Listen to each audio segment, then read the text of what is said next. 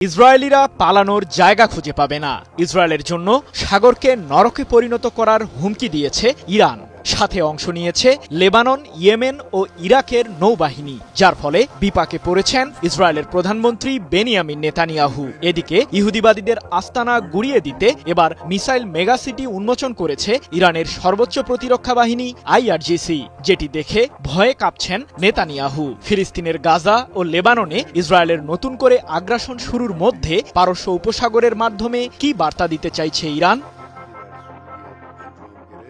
লোহিত সাগরে ইসরায়েলের পণ্যবাহী জাহাজ লক্ষ্য করে হামলা চালাতে পারে ইরান সমর্থিত ইয়েমেনের হুথি বিদ্রোহী গোষ্ঠী। এমন শঙ্কা থেকেই গত 15 মার্চ হুথিদের লক্ষ্য করে পুরো ইয়েমেনে সামরিক হামলা চালানোর ঘোষণা দেন মার্কিন প্রেসিডেন্ট ডোনাল্ড ট্রাম্প। নির্দেশ পাওয়ার পরই লোহিত সাগরে মোতায়েনরত মার্কিন বিমানবাহী রণতরী USS হ্যারি এস ট্রুম্যান থেকে যুক্তরাষ্ট্রের কেন্দ্রীয় কমান্ড হামলা শুরু করে। মার্কিনী বাহিনীর প্রথম দফার হামলায় পুরো ইয়েমেনে বেসামরিক নাগরিক সহ নিহত হয় অন্তত 53 জন। পাল্টা হামলা চালায় হুথিরাও। এদিকে মধ্যপ্রাচ্যকে নিজেদের আয়ত্তে নিতে অঞ্চলটিতে আরও একটি রণতরী পাঠানোর ঘোষণা দিয়েছেন মার্কিন প্রতিরক্ষা মন্ত্রী পিট হেগসেথ। এতে অঞ্চল জুড়ে সামরিক আগ্রাসন বৃদ্ধির শঙ্কা তৈরি হয়েছে।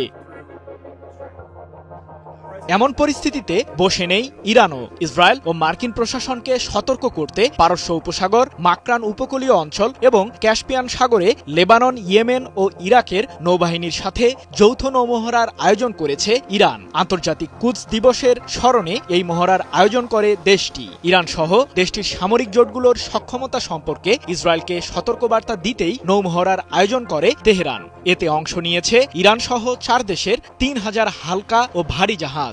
27 মার্চ এক প্রতিবেদনে বিষয়টি নিশ্চিত করেছে ইরানের রাষ্ট্রীয় সংবাদ মাধ্যম প্রেস টিভি।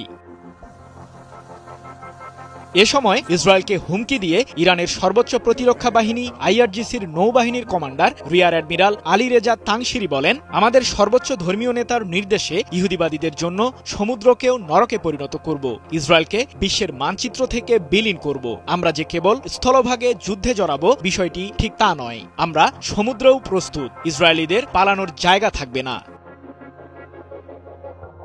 এই যৌথ নৌমহড়ায় ইরানের IRGCর শহীদ বাঘেরি ড্রোন ক্যারিয়ার, রইস আলী দেলোয়ারি যুদ্ধজাহাজ এবং ক্ষেপণাস্ত্র উৎক্ষেপণকারী স্পিডবোটগুলো অংশ নেয়।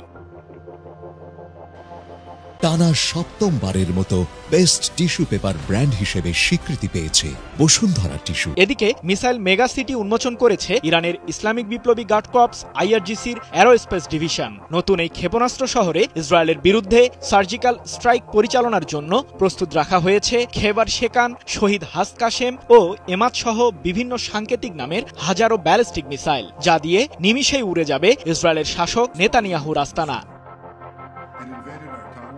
এর আগে গত 14 মার্চ ওমান উপসাগরের চাবাহার বন্দরে চীন ও রাশিয়ার নৌবাহিনীর অংশগ্রহণে যৌথ সামরিক মহড়ার আয়োজন করে ইরান। অঞ্চল জুড়ে নিরাপত্তা জোরদার ও ইসরায়েলের বিরুদ্ধে সামরিক সক্ষমতা অর্জনের জন্যই বৃহৎ শক্তিধর দুটি দেশের সাথে নৌমহড়ার আয়োজন করে ইরানের IRGC।